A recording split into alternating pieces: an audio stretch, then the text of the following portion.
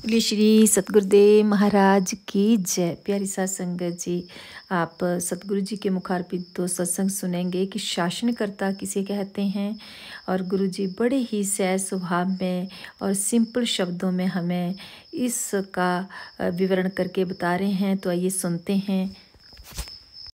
जिसके द्वारा मनुष्य स्वप्न में प्रतीत होने वाले तथा जागृत में दिखाई देने वाले दोनों प्रकार के पदार्थों को देखता है, उस महान और विभु आत्मा को जानकर बुद्धिमान पुरुष शोक नहीं करता।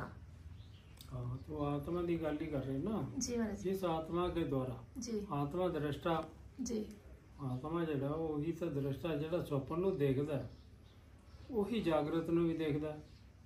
तो जागृत दा दृष्टा ते स्वप्न दा दृष्टा दोनों है तो इको ही जी। दृष्टा तो इको ही है। ताही तो जाग के उठ के कहंदा मैं राती ये सुपना देखिया देखिया देखिया जी। ताही कहंदा ना, क्योंकि देखने वाला तो ही है। जी ਉਹ ਹੁਣ ਆ ਕੇ ਦ੍ਰਿਸ਼ ਨੂੰ ਜਗਤ ਸੰਸਾਰ ਨੂੰ ਦੇਖਦਾ। ਹੁਣ ਇਸ ਤਰੀਕੇ ਦੇ ਨਾਲ ਵਿਵੇਕ ਕਰਕੇ ਦ੍ਰਿਸ਼ਟਾ ਤੇ ਦ੍ਰਿਸ਼ ਦਾ ਵਿਵੇਕ ਕਰੇ। ਜਦ ਵਿਵੇਕ ਕਰਾਂਗੇ ਦ੍ਰਿਸ਼ ਝੂਠਾ, ਕਿਉਂਕਿ ਸੁਪਨਾ ਵੀ ਬਦਲ ਜਾਂਦਾ, ਜਾਗਰਤ ਵੀ ਭੱਜ ਜਾਂਦੀ ਹੈ। ਤੇ ਇਹਦਾ ਮਤਲਬ ਦੋਨੋਂ ਝੂਠੀਆਂ ਨੇ। ਦੋਨੋਂ ਨੂੰ ਛੱਡ ਕੇ ਜਦੋਂ ਆਪਣੇ ਦ੍ਰਿਸ਼ਟਾਪਣੇ ਆਤਮਾ ਦੇ ਵਿੱਚ ਟਿਕ ਜਾਏਗਾ ਤੇ ਇਹਨੂੰ ਆਤਮਾ ਦਾ ਗਿਆਨ ਹੋ ਜਾਏਗਾ। ਆਤਮਾ ਦਾ ਗਿਆਨ ਹੋਣ ਤੋਂ ਬਾਅਦ ਉਹ ਕਹਿੰਦਾ ਫਿਰ ਸ਼ੌਕ ਰਹਿੰਦਾ ਹੀ ਨਹੀਂ, ਕਿਉਂਕਿ ਦ੍ਰਿਸ਼ ਦੇ ਨਾਲ ਜੁੜਿਆ ਹੀ ਤਾਂ ਰਾਗ ਦਵੇਸ਼ ਪੈਦਾ ਕਰਦਾ। ਇਹਦੇ 'ਚ ਤਾਂ ਹਰ ਸ਼ੌਕ ਪੈਦਾ ਹੁੰਦੇ ਨੇ।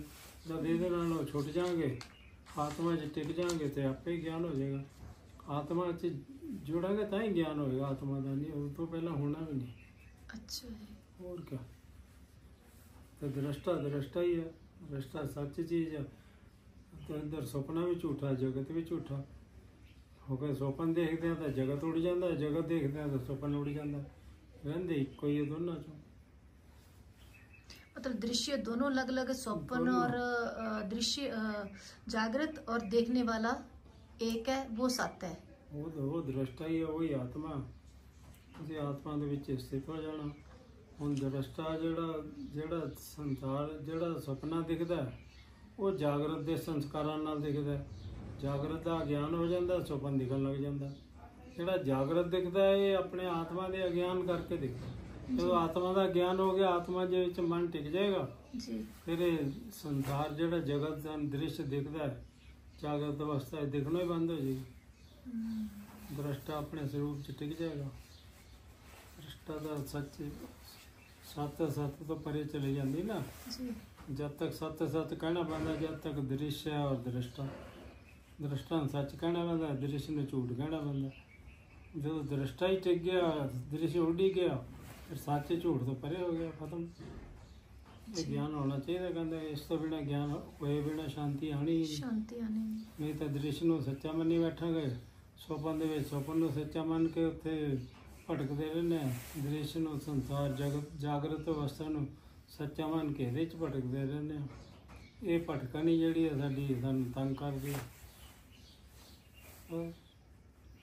अगला प्रश्न महाराज, श्लोक महाराज जी, जो पुरुष इस कर्म फल भोक्ता और प्राण आदि को धारण करने वाले आत्मा को उसके समीप रहकर भूत, जो पुरुष इस कर्म फल भोक्ता और प्राण आदि को धारण करने वाले आत्मा को उसके समीप रहकर भूत, भविष्यत और वर्तमान के शासक रूप से जानता है, वह वैसा विज्ञान हो जाने के अनंतर उस आत्म की रक्षा करने की इच्छा नहीं करता। निश्चय यही वह आत्म तत्व है। ये आत्मा ही शासक है। हाँ जी महाराज, आत्मा शासक, वर्तमान भविष्य। हाँ जी, शासन करने वाला जी है तो शासन करने वाला। ये जो आत्मा है दृष्टा है तो शासन करने वाला, क्योंकि जागृत ਵਿੱਚ ਵੀ ਇਹੀ शासन ਚਲਾਉਂਦਾ ਆਪਣਾ। ਮੇਰਾ ਤੇਰਾ ਇਹ वो ਹੁਣ ਇਹ ਅਗਿਆਨ ਆਪਣੇ ਆਪ ਨੂੰ ਨਾ ਜਾਣ ਕਰਕੇ ਇਹ ਕਰਦਾ ਰਹਿੰਦਾ। ਆਪਣੇ ਆਪ ਨੂੰ ਜਾਣ ਲਏਗਾ ਤੇ ਫਿਰ ਇਹਨੂੰ ਲੋੜ ਹੀ ਨਹੀਂ। ਫਿਰ ਆਤਮਾ ਦਾ ਗਿਆਨ ਹੋ ਗਿਆ, ਆਤਮਾ ਤਾਂ ਫਿਰ शासन ਕਾਹਤੇ ਕਰੇਗਾ जी। फिर बड़ी कोरी परेशान। जो पुरुष इस कर्म फल भोगता कर्मा ਦੇ ਫਲ ਨੂੰ ਭੋਗਣ ਵਾਲਾ ਕੌਣ ਹੈ? यही जीवात्मा, जी जीतमा यही दृष्टा, यही जीवात्मा। जी। अगों और प्राण आदि को धारण करने वाले, प्राण आदि ਨੂੰ ਵੀ ਧਾਰਨ नहीं ਕੀਤਾ है। जी ਇਸ ਤੋਂ ਬਿਨਾ ਪ੍ਰਾਣ ਜੇ ਜੀਵਾਤਮਾ ਹੀ ਨਿਕਲ ਗਿਆ, ਛੱਡ ਗਿਆ ਸਰੀਰ ਨੂੰ, ਤਾਂ ਪ੍ਰਾਣ ਵੀ ਛੁੱਟ ਜਾਂਦੇ। आत्मा को उसके समीप रहकर, आत्मा ਦੇ ਕੋਲ ਰਹਿ ਕੇ जी भूत भविष्यत और वर्तमान के शासक से जानता है। ਵੀ ਇਹੀ ਸਾਰੇ ਤਿੰਨਾਂ ਕਾਲਾਂ ਦਾ ਸ਼ਾਸਕ ਇਹੀ ਆਤਮਾ, ਹੋਰ ਕੋਈ ਦੂਜਾ ਨਹੀਂ ਹੈ, ਇਹੀ मैं हाँ। जी ਅੱਗੋਂ ਕੀ ਹੈ? वह वैसा विज्ञान हो जाने के अनंतर, ऐसा आत्मज्ञान हो जाए उसके बाद उसकी रक्षा करने की इच्छा नहीं करता। फिर ये शरीर मेरा छूट रवे या जावे, मैं तो आत्मा ही हाँ। मतलब फिर उसको परवाह नहीं रहती शरीर की परवाह नहीं, रवे रवे जावे जावे, जी क्योंकि ये तो आत्मा ही है, ये आत्मा मरने वाली है नहीं। शरीर ने जाना ही जाना, अज जाए कल जाए, इस करके उन्हें समझ आने तो बाद फिर वो शांत हो जाए। ये शरीर की रक्षा नहीं करता। जो मुमुक्षु पहले तप से उत्पन्न हुए, यानी हिरण्य गर्भ को, जो कि जल आदि भूतों से पहले उत्पन्न हुआ है, भूतों के सहित बुद्धि रूप गुहा में स्थित हुआ देखता है, वही उस ब्रह्म को देखता है। जो मुमुक्षु पहले तप से उत्पन्न हुए, पहले तप से उत्पन्न हुए हिरण्य गर्भ को, हिरण्य गर्भ की हिरण्य गर्भ अंदर सारी समष्टि का बीज, ਜਿਹਦੇ ਵਿੱਚ ਸਾਰੇ ਪੰਜ ਤੱਤ ਸੰਸਾਰ जो भी है सब ਉਹਦੇ ਵਿੱਚ पैदा है। उसको जो कि जल आदि भूतों से पहले उत्पन्न हुआ है। जल आदि भूत ਉਹਦੇ ਵਿੱਚੋਂ उत्पन्न ਹੋਏ, हिरण्य गर्भ ਵਿੱਚੋਂ समष्टि का बीज है वो जी। सारे भूत जी मैं कल पढ़ रहे थे महाराज जी, जो पेड़ है सारे ਉਹਦੇ ਵਿੱਚੋਂ ਹੀ ਨਿਕਲੇ जी। भूतों के सहित बुद्धि रूप गुहा में स्थित हुआ देखता है, वही उस ब्रह्म को देखता है, निश्चय यही वह ब्रह्म है। सूक्ष्म बुद्धि ਦੇ ਵਿੱਚ ਜਾ ਕੇ ਜਦੋਂ ਸਮਾਧि स्थित हो जाएगा, ਉੱਥੇ ਆਤਮਾ ਦਾ ਦਰਸ਼ਨ ਹੋਏਗਾ, ਦੇਖੇਗਾ, ਇਹ ਨੂੰ ਸਮਝ ਆ ਜਾਏਗੀ।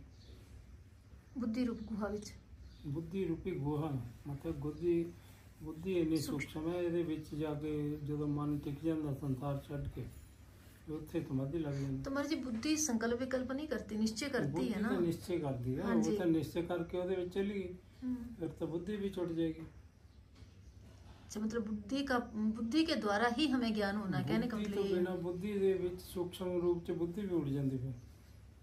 खाली आत्माकार वृत्ति हो गई तो फिर आत्माकार वृत्ति रह जाती, वो वृत्ति नाल ज्ञान होना जी। बस उस तो बाद वो भी वृत्ति छोटे छड़नी ही पैंदी होगी। आत्माकार वृत्ति कांटे ना कांटा जिवें कट देगा जी, तो उस वृत्ति जी आत्माकार हो जाएगी, वो आत्मा का ज्ञान होएगा। आत्मा ज्ञान होने तो बाद फिर वो भी वृत्ति आकर छड़नी पैंदी। चलो हो गया जी मतलब महाराज जी वो केड़ा औखा जा कट लिया चैप्टर। बोले श्री सतगुरुदेव महाराज की जय। ਇਹ महाराज जी क्या निश्चित का वाहिगुरु जी का खालसा वाहिगुरु जी की फतेह। श्री सतगुरुदेव महाराज की